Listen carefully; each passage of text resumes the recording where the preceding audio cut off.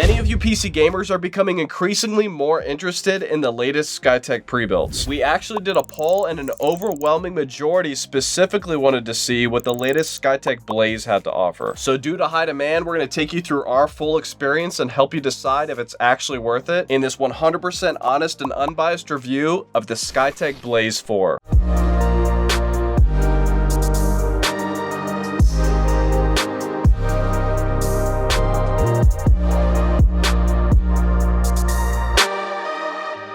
This configuration that we have here for you includes a Ryzen 7 7800X 3D CPU and a 4070 Ti GPU. We're going to quickly take you through the unboxing and what's included, gaming and creator benchmarks, design and build quality, the internals, thermals, fan noise, overall ease of use, pricing breakdowns and comparing its price to performance ratios against the competition, and my overall top likes and dislikes. If you decide against this PC after anything that I say in this video, just keep watching because I'm also going to be sharing with you some alternative PCs that I recommend for every budget. I'll include links down below for all the computers that I mentioned. I guarantee that by the end of this video, you will know if this PC is right for you or not. But if you still have any questions after watching this entire video, just shoot me a comment, and if you're publicly subscribed, I guarantee a personal response. All right, now let's rewind back into the past real quick and check out the unboxing.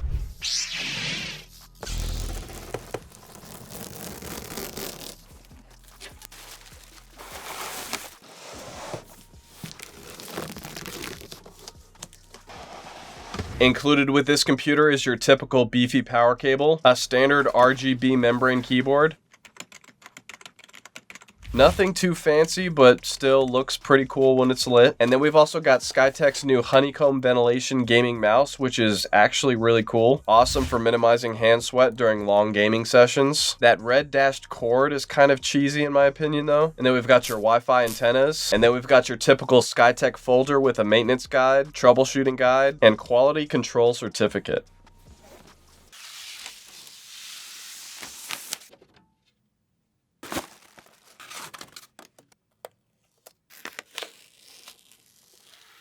So getting into the design of this thing, the Skytech Blaze 4 is built with the Cougar Airface Pro RGB mid-tower case. It's really not a huge case, but still it's designed to be able to fit a larger eATX motherboard. The one included with the Skytech Blaze 4 though, is actually a smaller ASRock B650MC micro ATX motherboard. The front and top grills are pretty easy to remove on this case, and so is the front dust filter. Only one screw to loosen before you can pop off the side glass panel and access the internals. Inside we've got 3 intake fans on the front, 3 exhaust on the top, and then 1 on the back. These top 3 are actually part of our Deep Cool all-in-one liquid cooling system. For the newcomers out there, this is the most important part of keeping your CPU cool. Using a liquid, this cooling block right here quickly transfers the heat up through these tubes into this 360mm radiator, where the heat is then spread out and then blown out the top. To the right of our CPU, we've got 2 16GB sticks of 5200 MHz Kingston Fury Beast DDR5 RAM for a total of 32. And then just under our CPU is our SSD, which is our main drive that our operating system is installed on. This is a 1TB Western Digital. Honestly, a bit disappointed they did not include something faster with this PC. Only 2.5 GB per second read and not even 2 write. This is the slowest SSD that I've seen put in a pre-built in the past 2 years. Even the cheapest pre-builts that I've reviewed had 3.5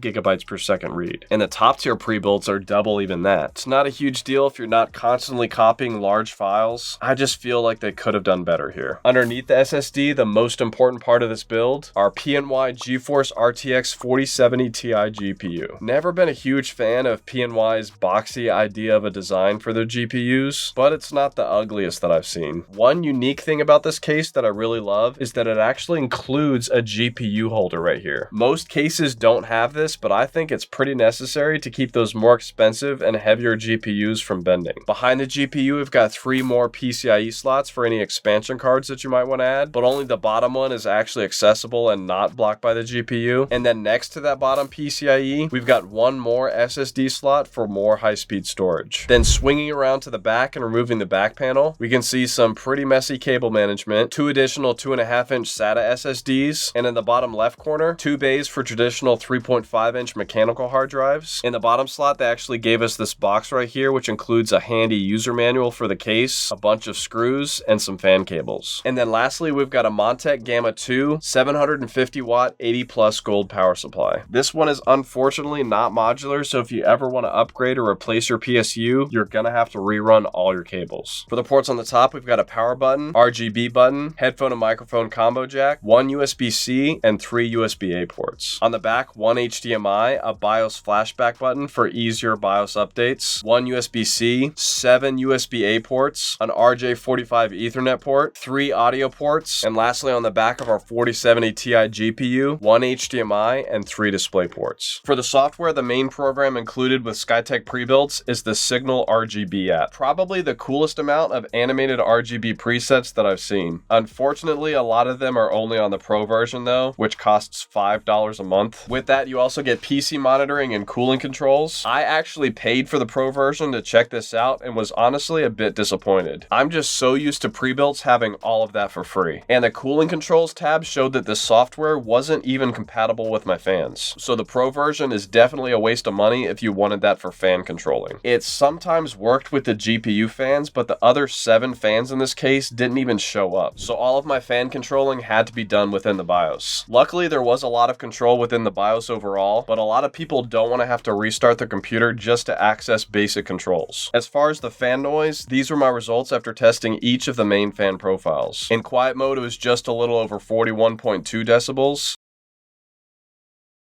And then when moving up to performance mode, it brought the fan noise up to only about 42.2 decibels.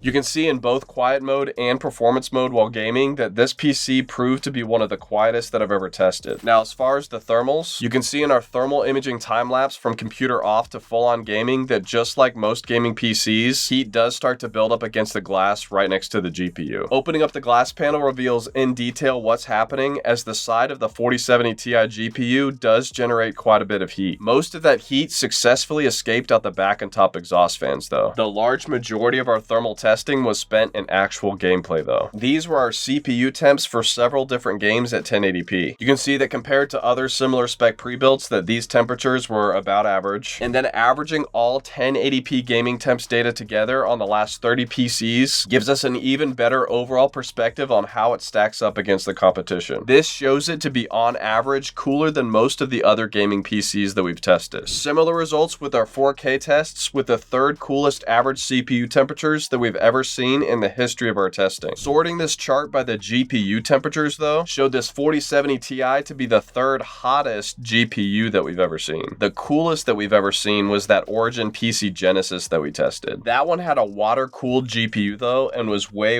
more expensive than the Skytech Blaze 4. Now for your favorite part, performance and gaming benchmarks. And up next, my favorite part, the price to performance ratios. For Cinebench R23, which simulates its 3D rendering power, we got a multi-core score of 17,153 and a single core score of 1,788. By the way, all rendering software can utilize multiple cores, so that's the most important score. This basically shows that this is not the CPU that you want if you're a 3D creator that does a lot of rendering. And another very helpful test for you 3D renderers is the V-Ray benchmark. And these were our CUDA, RTX, and overall V-Ray performance scores. The GPU scores performed about where they should be compared to the other PCs with 4070 Ti's. This is an important score if you're doing a lot of high polygon 3D modeling or real-time viewport rendering and lighting. The overall V-Ray performance score though is a CPU-based rendering test that demonstrates how well a PC can handle the more advanced realistic rendering that takes a lot longer to calculate. This V-Ray performance chart confirmed that yet again this CPU is one of the slowest when it comes to multi-core rendering. And if you needed any more convincing, for those of you who use Blender, we got a CPU score of 261 and a GPU score of 6,612. The CPU score, as you may have expected, pretty low here, and then even the GPU score performed a little lower than its competition with similar specs. And the last set of benchmarks for creatives before we get into gaming are the Puget benchmarks. For DaVinci Resolve, we got 2,513. For the price, I'd say that this performed pretty well compared to the others. Adobe Premiere, 11,492. Now this looks high, but Puget just recently updated their software, which essentially rewired the way that the Premiere tests work. So pretty much every Premiere test in the lower part of this chart cannot accurately be compared to the top. Same thing with Photoshop. I decided to keep all other PCs on this list for now so that you can at least see how previous PCs compare to each other. This will help you a little bit more to make the most informed buying decision. For 3D Mark, which is a great benchmark used to determine a computer's overall gameability, we plugged in these overall graphic and CPU scores into our master chart, and you can see here that it performed just slightly below the Skytech Azure 2 with a 13th Gen i5. Actual gaming benchmarks are probably what you guys care the most about though. These are a few clips from some of those games. We took the many hours of testing from those games and averaged the FPS against the competition, and here you can see that it performed very well next to similar spec pre-builts. But averaging all of those gaming FPS together gives us an even broader overall perspective on how this PC performed against the rest. I must say that I'm pretty happy with that 259 average FPS at the highest graphic presets. In our 1440p gaming test, it performed slightly under that CyberPower PC Gamer Supreme we tested with a 13th Gen i7 and 4080. 195 average FPS at the highest graphic presets at this resolution, that's still pretty good. It did drop a little bit on our 4K gaming charts though, with it doing just barely less than what that i5 Skytech Azure 2 was capable of. Now for my favorite part, the price to performance ratios. Right now at the time of this recording, this PC will cost you $1,900. Previous gen top tier pre-builts with i9s and 3090s had about the same performance as this computer, and those were double this price when they launched. It just goes to show you how insane it is that they keep making computers exponentially faster every couple of years. But what I'm about to tell you is going to excite you even more than that. We have a new chart topper for the best value PC that we've ever tested, with the lowest dollar per FPS ratio that we've ever seen with our 1080p gaming tests. And then jumping up resolutions to our 1440p tests, the same thing. Again, the best price to performance ratio in that category as well. But then when bumping it up to 4K, it did drop to third place since this PC did struggle to perform exceptionally well at higher resolutions. If you're at an entirely different price point, either higher or lower, then these are my recommendations for every budget. Remember, I've got links down below in the comments and description for all of them. At just over $3,300, the Alienware Aurora R16 is actually a pretty good deal. I would only get this one if and only if you don't plan to be doing any upgrading. Proprietary Alienware PCs are only for those that find modifying their PCs to be a chore and just toss their PCs for a completely brand new one every few years. If you need to be under $3,000, then I would go with this i7 480 version of the CyberPower PC Gamer Supreme for just over $2,600. Basically the same specs as the less expensive version of the i7 400 that we tested, but about $400 cheaper. Although I prefer the Corsair version, this one's a good option if you can't afford Corsairs. And the quality isn't as good as the Corsair pre-builts, which also come with a 2-year warranty, as opposed to the typical 1 year. Subscribing to Best Buy's Total Tech membership though will give you an even better 2-year coverage than that though. No, Best Buy does not pay me to say that. I get absolutely nothing for a subscription. I've just been using it myself for about 2 years now, and I absolutely love it. If $2,600 is still too much for those with a budget closer to $2,000, and if you're less than impressed with this Skytech Blaze 4 that I just reviewed today, then the Skytech Azure 2 with a 13th Gen i5 and 4070 Ti that I reviewed is what I would get. Closer to a $1,500 budget, this version of the Lenovo Legion Tower 5i with a 4070. Closer to $1,000, this CyberPower PC Gamer Extreme that I just reviewed with an i5 and 4060. And for under $1,000, this exact version of the Victus by HP 15L that I reviewed with a 1660 Super and i5 for just a little over $600. That's the bare minimum that I would recommend for semi-decent gaming though. If you're coming from a console like an Xbox Series X or PS5 and you want your graphics to at least match that, then you'll need a PC with at least a 3060 or in this case a 4060 GPU and 16 gigabytes of RAM, which brings the total price of this one up to about $800. Overall, I can definitely see why this was the most voted for Skytech pre-built review. Things I didn't like about it though: the slower than average SSD, the lack of user-friendly fan controls without entering the BIOS, and that non-modular power supply. The things I loved about it though was its performance in gaming, its overall design, and most of all, that price. With the #1 best price to performance ratio for both 1080p and 1440p gaming. One thing to note on their site, which I'm kind of disappointed that they have not fixed yet, the listings for every configuration on the Skytech website shows only 4 fans, not the 7 that I got. And that honestly only hurts their sales. I brought brought this to the attention of my contact at Skytech, and they told me that it's just a website mistake and that all configurations of the Blaze 4 with the 360mm AIO will have 7 fans total like the one that I got. If you do decide to purchase this PC or any of the others that I mentioned, then please remember to use my affiliate links in the comments and description below, as I get a small commission at no cost to you for every single purchase made. And it's actually a major factor in keeping this channel going and getting better and better for you. I'd also like to personally thank all of my members for their monthly support of this channel. Also make sure to like, comment, and subscribe with notifications turned on to stay up to date with all of my latest tech and gaming PCs. Thanks for watching, guys. I love you guys. God bless.